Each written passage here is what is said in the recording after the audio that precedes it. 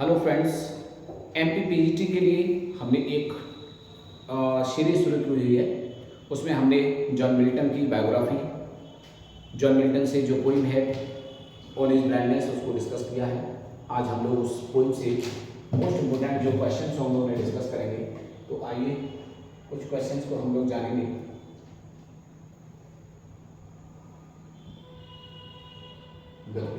Question क्या है? On is blindness is on.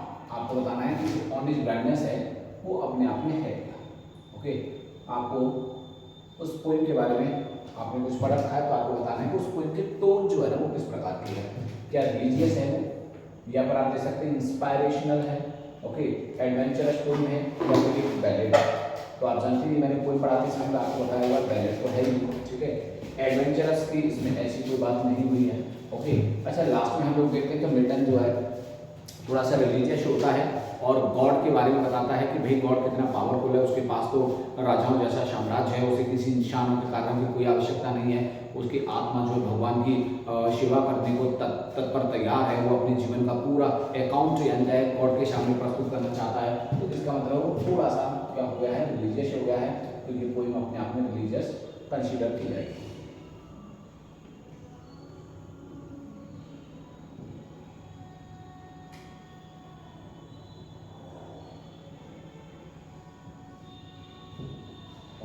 तो ये आपका सही आंसर होगा।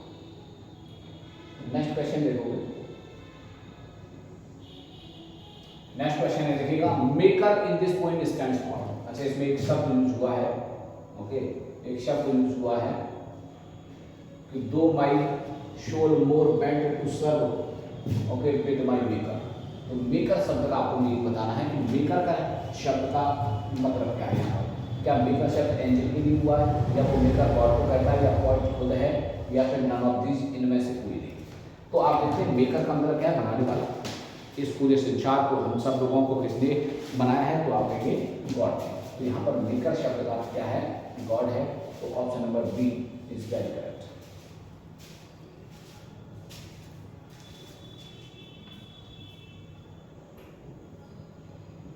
नेक्स्ट क्वेश्चन देखोगे, और नेक्स्ट क्वेश्चन में क्या है, देखिएगा, on his blindness deals with points. अच्छा, जो ऑनेस्ट ब्लाइंडनेस है ना, ये पोएम किस चीज को डील करती है, पॉइंट्स के किस चीज को बताती है, किस चीज को डील करती है। क्या मेंटल कंडीशन को बता रही है, उससे मतलब उसकी मानसिक स्थिति क्या थी, या उसके सफरिंग, उसके कष्ट को बताती है, उसके विचारों को बताती है, फिलॉसफी को बताती है। तो आप जानते हैं कि जब मिल्टन अंधा हो गया था, तो अंधा होने के बाद से क्या था, वो थोड़ा सा मेंटली डिस्टर्ब हो गया था कि उसके साथ ऐसा कैसे हुआ। और पोइम जब हमने डिस्कस की थी तब भी हमने यही कहा था कि मेंटल कंडीशन क्या है, इसका सही आंसर होगा।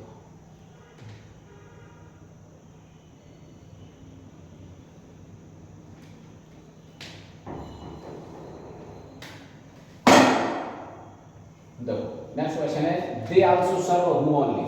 आपको बताना है जो स्टेज दिया है ना, इसमें क्या वर्ड लिखा जाएगा। लास्ट में देखेंगे तो ये कंक्लूडिंग लाइन है, ओके, सबसे लास्ट की लाइन है। इस लाइन के साथ ही देखेंगे तो आप ये पोइम खत्म होती है। तो they also serve, okay, who only. अब आपको देखना है यहाँ क्या आएगा, start and wait, open and wait, या लुक एंड वेट, या फिर स्टैंड एंड वेट। तो देखिए, they also serve who only stand and wait, यानी कि स्टैंड अपने आप में सही आंसर है।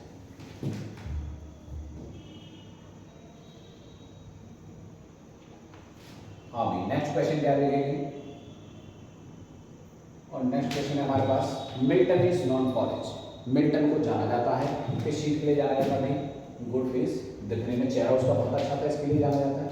हेयर स्टाइल उसकी बहुत अच्छी थी, या स्मार्ट लुक था उसका, या फिर ग्रैंड स्टाइल के लिए मिल्टन मशहूर है। आपको मालूम है मिल्टन का सबसे मास्टरपीस अगर कोई है तो वो क्या है, पैराडाइज लॉस्ट। और पैराडाइज लॉस्ट किसने लिखा हुआ है, ग्रैंड स्टाइल में। तो Milton is known for grand style. Option number D is very correct. Next question क्या है,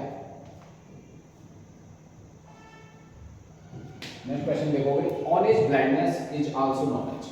ऑन इज ब्लाइंडनेस को और किस नाम से जाना जाता है, आपको ये बताना है। ऑन इज ब्लाइंडनेस एक टाइटल है ही, अब आपको बताना है कि इसे अन्य किस नाम से जानते हैं। अब देखो, जब मैंने पोइम पढ़ाई थी तो आपको 2 से 3 नाम बताए थे, तो आपको बताना है इनमें से कोई ऐसा दिन है जिसको ऑन ब्लाइंडनेस की वजह से यूज किया जा सकता है। They also serve who only stand and wait, या फिर to serve there with my maker, या फिर आप कह सकते हैं when I consider how my life is spent, या फिर sonnet collection of Milton. Okay, तो देखिए ऑन हिज ब्राइटनेस ये एक सोनेट है, और किसी भी सोनेट को मैंने कहा था आपको कि उसकी ओपनिंग लाइन के नाम से भी जाना जाता है। ओके, तो उसकी ओपनिंग लाइन कौन सी है बताइए आप।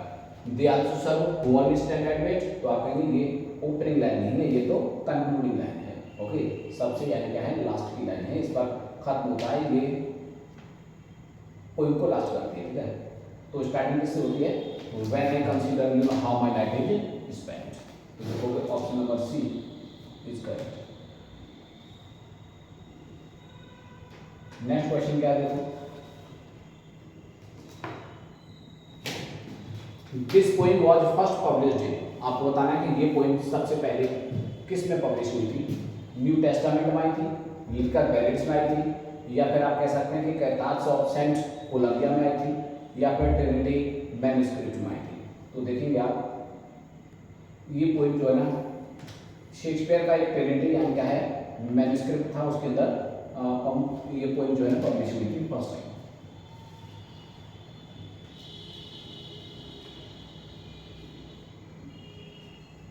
नेक्स्ट क्वेश्चन देखो, thousands at his bidding speed, हजारों यानी क्या है उसके पास में दूत हैं जो उनकी आज्ञा का पालन करते हैं। And post over land and ocean, जो इस धरती और इस महासागरों पर खड़े हुए हैं विदाउट रेस्ट, बगैर आराम किए हुए। तो यहाँ किसकी बात हो रही है, मैन की, एंजल्स की, डेविल्स की, या फिर फ्लाइज की। तो गॉड के पास हजारों क्या है एंजल्स हैं, तो यहाँ बात हो रही है किसकी, angel. Option number B is very correct. Next question क्या है देखो, When Milton became blind, his ability to was threatened. क्या था, जब मिल्टन अंधा हो गया था तो उसकी कौन सी एबिलिटी ऐसी थी जिसको थ्रेट किया गया था। अंधे होने के कारण वो गीत नहीं गा पा रहा था, या फिर ट्रैवल नहीं कर पा रहा था, लिख नहीं पा रहा था, या फिर पढ़ नहीं पा रहा था। ओके, तो आप देखेंगे इसके अंदर option number C is correct. तो फिर पोएम के अंदर आपको ऐसा लगेगा कि पढ़ तो भाई लिख नहीं पाएगा तो पढ़ भी तो नहीं पाएगा, लेकिन पोएम में किसकी बात हुई है, पोएटिक टैलेंट यानी कि पोएट्री लिखने वाली बात हो रही है, ना कि पढ़ने वाली। इसलिए आप कहेंगे ऑप्शन नंबर सी यानी कि राइट ही इसका सही आंसर होगा। ओके, रीड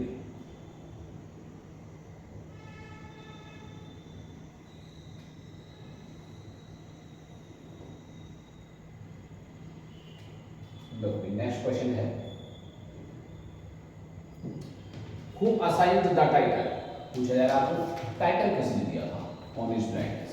ये जो ऑन हिज ब्लाइंडनेस है ना, ये टाइटल किसने दिया है आपको ये बताना है। ओके, टू मिल्टन में सोनेट नंबर 19, सोनेट नंबर 19 ये नाम दिया था किसने, मिल्टन ने। लेकिन ऑन हिज ब्लाइंडनेस नाम किसने दिया है, क्या चार्ल्स बेल ने दिया, जैन एस्टन ने दिया, थॉमस न्यूटन ने दिया, या फिर लॉर्ड बायरन ने। ओके, तो आप देखोगे ये किसने दिया था, थॉमस न्यूटन ने नाम दिया था ऑन हिज ब्लाइंडनेस। मिल्टन ने जो नाम दिया था वो क्या था, सोनेट नंबर 19। ओके, ये नाम दिया था, लेकिन थॉमस न्यूटन ने नाम दिया था क्या, ऑन हिज ब्लाइंडनेस। कब दिया था, तो आप देख सकते हैं कि 1761 में। नेक्स्ट क्वेश्चन डिस्कस करेंगे। नेक्स्ट क्वेश्चन है, what is the rhyming scheme. Okay, what is the rhyming scheme of the poem, poem की राइमिंग स्कीम बतानी है आपको क्या है। क्या ये ABBA, ABBA, CTE, CTE, या फिर आप कह सकते हैं AB, AB, CD, CD, EF, EF, GG, या नो राइमिंग स्कीम है इसके अंदर, या फिर ABBA, ABBA, CTC, CTC। Okay, तो कौन सी इसके अंदर यानी क्या है राइमिंग स्कीम है, ये आपको देखना है। अच्छा देखो, आपको बता दें कि जो इटालियन सोनेट है, ओके, जो इटालियन सोनेट है, इटालियन सोनेट में अगर आप देखोगे तो राइमिंग स्कीम क्या है, ABBA,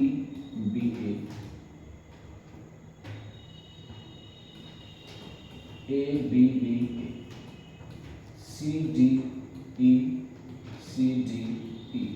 ओके, ये राइमिंग स्कीम है, ये किसकी है, पेट्रार्क। ठीक है, इंग्लिश सोनेट की जो है, ओके, इंग्लिश सोनेट की क्या है, AB, AB। Okay, CD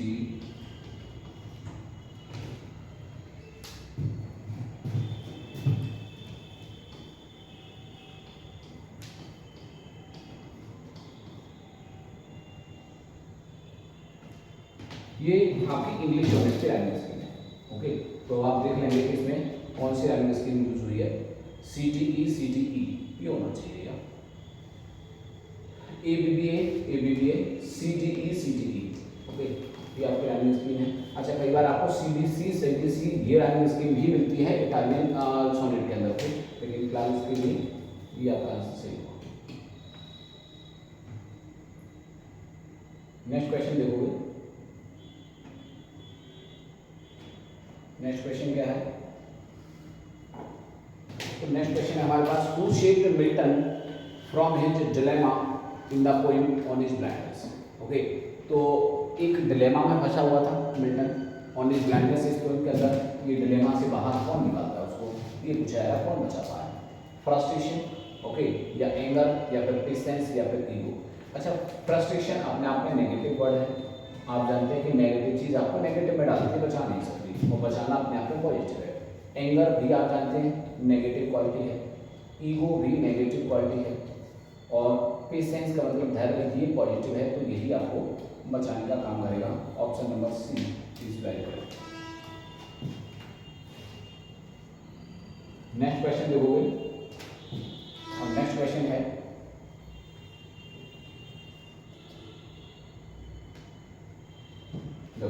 What was the theme of Milton's sonnet on his blindness? On his blindness का आपको थीम बताना है कि इसका थीम क्या था। Lament से his blindness, अपने पागलपन को ब्लॉक करना, रोना। Lament से his poverty, अपनी गरीबी के ऊपर रोना। Lament से about lost love, खोए हुए प्यार के लिए रोना। Lament his blindness, तो आपने देखा तो इनका नेम ही है क्या, on his blindness, तो वो ब्लाइंडनेस पर दुख मनाता है।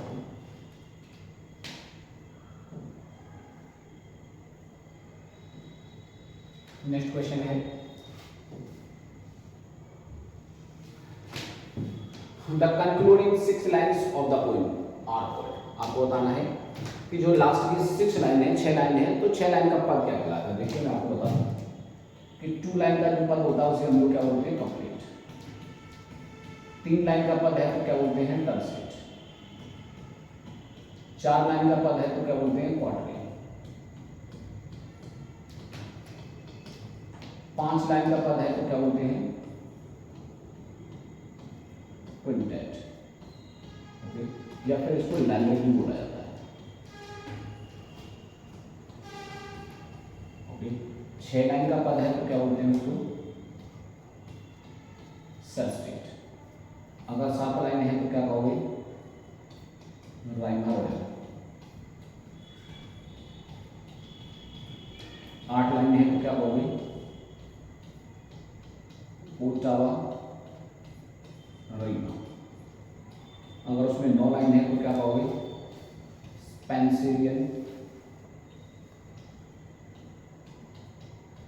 स्पेंसिलियन स्टेंजा। ओके, और फिर से 14 लाइन का पद है तो क्या कहते हैं उसको, सोनेट। और हम सोनेट ही तो डिस्कस कर रहे हैं। उसके बाद से आप देखोगे कि एक 90 लाइन का पद होता है जिसे आप क्या बोल सकते हैं, ग्लेनेला। तो ये आपके पास क्या है, लाइनों का एक तरीका है कि कितनी लाइनों के पद को हम क्या बोलते हैं। ये आपके पीएचडी एग्जाम में पूछा भी गया है, दिया है सिलेबस में कि कितनी लाइनों का जो स्टैंजा फॉर्म है वो भी डिस्कस कर रहा है। अब आप देख सकते हैं कि जहाँ 6 लाइन होती है उसे क्या बोलते हैं, सेस्टेट। तो आपका option number A is back.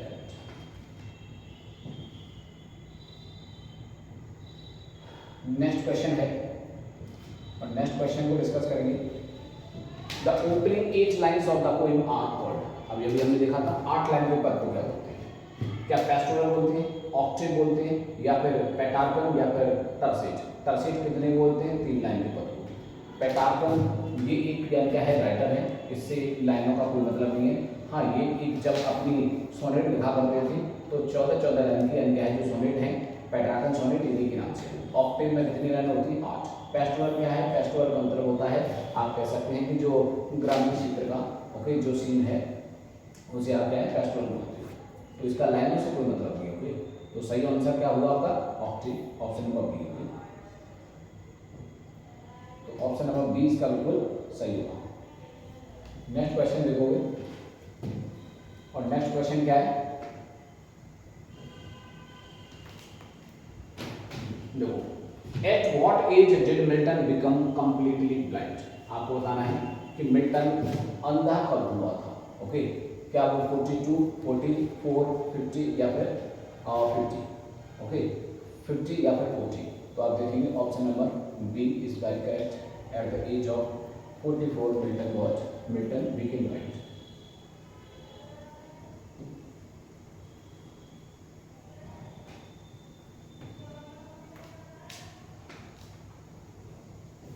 Next question है, my light is spent. Meaning बताना है इसका क्या मतलब है। Okay, my light is spent, इसका मीनिंग क्या है? आर लाइट इज स्पेंट, या फिर नथिंग इज लॉस्ट, या फिर लॉस ऑफ आई साइट हुआ है, या फिर लॉस ऑफ थॉट्स हुआ है। अच्छा, लाइट का मतलब क्या है? प्रकाश से है। यहाँ आई साइट की बात हो रही है, इसलिए option number C is very correct. Next question देखोगे, नेक्स्ट क्वेश्चन है हमारे पास, आइडेंटिफाई फिगर ऑफ स्पीच की। आपको एक फिगर ऑफ स्पीच बताना है इस लाइन के अंदर। Though by shore more bent to serve there with my maker. आपको बताना है कि इसके अंदर किसकी बात हो है।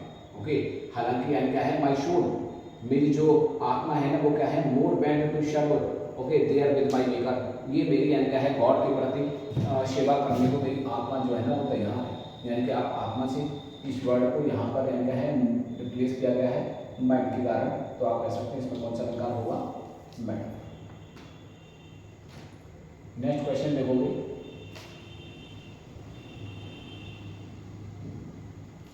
और नेक्स्ट क्वेश्चन है, what is John Milton's one talent mention in on his blindness? इस ऑन हिज ब्लाइंडनेस पोएम के अंदर आपको बताना है कि उसमें एक शब्द यूज हुआ है वन टैलेंट। क्या मतलब उसका? क्या एबिलिटी टू राइट पोएट्री लिखने की कला को वन टैलेंट कहा है, सिंगिंग को कहा है, क्रिटिसाइजिंग को कहा है, या फिर पेंटिंग को? तो आप देखेंगे इसके अंदर क्या है? Ability to write poetry.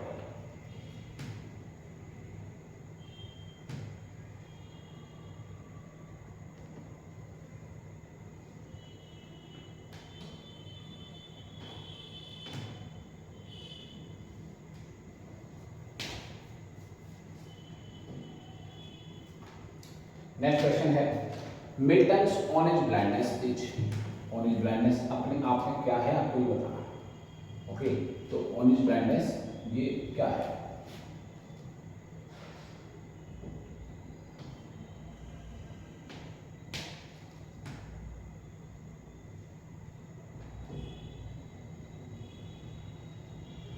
देखो, क्या ये एक इलेजी है, सोनेट है, एपिक है, या फिर हैप्पी?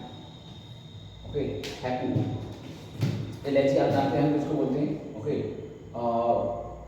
जो किसी की डेथ पर पोएम लिखी जाती है that is called elegy. Okay, you can say like a poem of mourning. Okay, a poem of mourning. Okay, sonnet क्या है? 40 लाइन की जो पोएम है दैट इज कॉल्ड एपिक। आप जानते हैं एपिक तो है ही। ओके, एपिक एक लॉफ्टी जिसकी थीम होती है। ओके, हैप्पी क्या है? एक जापानी फॉर्म है। ओके, एक जापानी फॉर्म है। ओके, और इसमें क्या होता है? 3 लाइन होती है। ओके, इसमें आप देखोगे तो 5, 7, 5 मोरा होते हैं। मोरा, आप देखो सोचो ना मोरास क्या होता है। जैसे हम लोग अपने यहाँ पर क्या बोलते हैं? सिल्वर। तो हैप्पी में उनको क्या बोला जाता है? मोरा कहा जाता है। नेक्स्ट क्वेश्चन देखोगे, और नेक्स्ट क्वेश्चन है, ऑन हिज ब्लाइंडनेस इज, बताना भी ऑन हिज ब्लाइंडनेस जो है ना वो क्या है अपने आप में? क्या वो एक शेक्सपियरियन सोनेट है, ओनली सोनेट है, पेट्रार्कन सोनेट है, या फिर नन ऑफ दिस? ओके, अच्छा तो आपको मालूम है ये पोएम क्या है? पेट्रार्कन सोनेट है। पेट्रार्कन सोनेट की फॉर्मेट पर लिखी हुई है। ऑप्शन नंबर सी इसका सही आंसर देखो। नेक्स्ट क्वेश्चन देखोगे, on his blindness Milton's central concern is. On his blindness के अंदर मिल्टन की जो मुख्य समस्या है ना वो बतानी है, वो क्या था। ओके, मिल्टन की जो मुख्य समस्या है ना वो क्या थी वो बताना है आपको। क्या वो साइट की बात करता है, रिमेनिंग डे लाइट, ओके, या फिर faith and relationship with God, okay, reputation as a writer, किस चीज़ की बात करता है वो। ओके, तो इस पॉइंट को अगर आप देखोगे तो इसका सेंटर जो कंसर्न बनता है वो क्या है, faith and relationship with God. आपको गॉड के साथ यानी कि विश्वास के साथ जुड़ना चाहता है। नेक्स्ट क्वेश्चन देखेंगे हम, और नेक्स्ट क्वेश्चन क्या है, पैराडाइज लॉस्ट कंसिस्ट ऑफ। आपको बताना है कि पैराडाइज लॉस्ट में कितनी बुक है। तो ध्यान रहे कि पैराडाइज लॉस्ट कब पब्लिश हुई थी, 1667 में। जब ये 1667 में आई थी तो उस समय पर इसमें 10 बुक्स थी। उसके बाद से ये फिर से 1674 में रिवाइज होकर के आई। उस समय पर इसके अंदर कितनी बुक थी, 12। तो फाइनली आप 12 को मार्क कर लीजिए।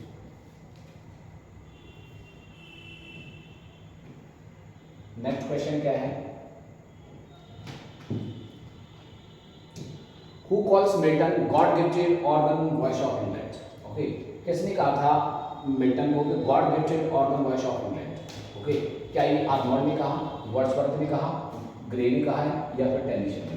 तो आपको बता दें कि ये किसने कहा था, टेनिसन का ये कथन है, टेनिसन का मानना था इसका। नेक्स्ट क्वेश्चन देखोगे, नेक्स्ट क्वेश्चन क्या है, in which sonnet of Milton does the following line occur. आपको बताना है कि मिल्टन की किस सोनेट में आपको ये लाइन देखने को मिलती है, they also serve who on eastern and it. Okay, क्या ये ऑन हिज ब्लाइंडनेस में है, लिशिगास में है, या फिर पैराडाइज लॉस्ट में है, या फिर पैराडाइज रिगेन में है। तो आप देखोगे ये किसमें आती है, ऑन हिज ब्लाइंडनेस। इस पोएम की कंक्लूडिंग लाइन है।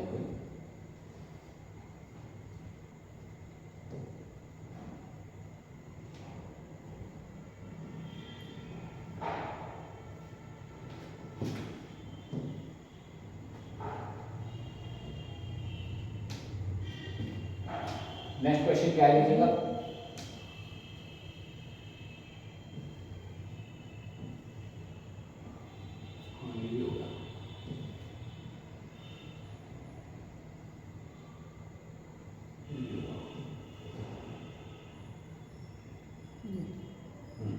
नेक्स्ट क्वेश्चन है, लाइफ ऑफ मिल्टन एक बुक है, life of Milton has been written by. बताना है कि किसने लिखा हुआ है इसको। क्या बेन जॉनसन की बुक है, सैमुअल जॉनसन की बुक है, या फिर आप कहेंगे चार्ल्स लैन की, या फिर जॉन ड्राइडन ने लिखा है। ओके, तो आप देखोगे ये बुक किसकी है, सैमुअल जॉनसन। ओके, जिसको आप डॉक्टर जॉनसन भी बोल देते हैं। ठीक है, डॉक्टर जॉनसन ने इसको लिखा हुआ है।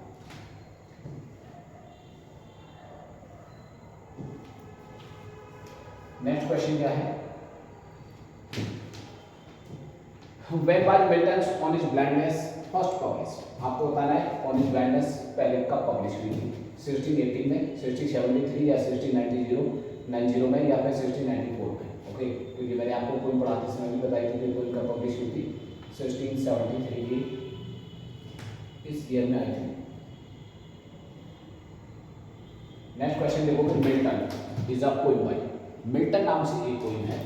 ओके, मिल्टन नाम से एक पोएम है। आपको बताना है ये पोएम किसने लिखी हुई है।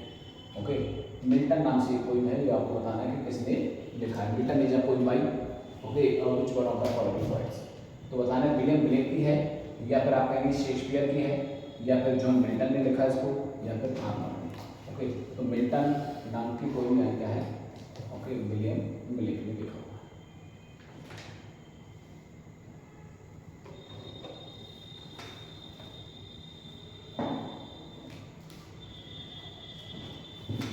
Which poet helped Milton in writing when he became blind?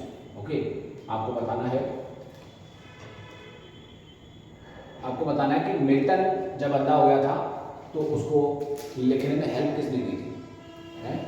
किसने हेल्प की थी, आपको ये क्वेश्चन किया जा रहा है। क्या ये एंड्रू मार्वल है, जॉन डन, या फिर रॉबर्ट हैरिक, या फिर नन ऑफ दिस। ओके, तो इसका सही आंसर क्या है, option number A. Okay, Andrew Marvell थे, इन्होंने लिखने में थोड़ी भी मदद की थी। नेक्स्ट क्वेश्चन है, how many times did Milton marry? आपको बताना है मिल्टन ने कितनी बार शादी की है। ओके, तो मिल्टन की पहली वाइफ आप जानते हो,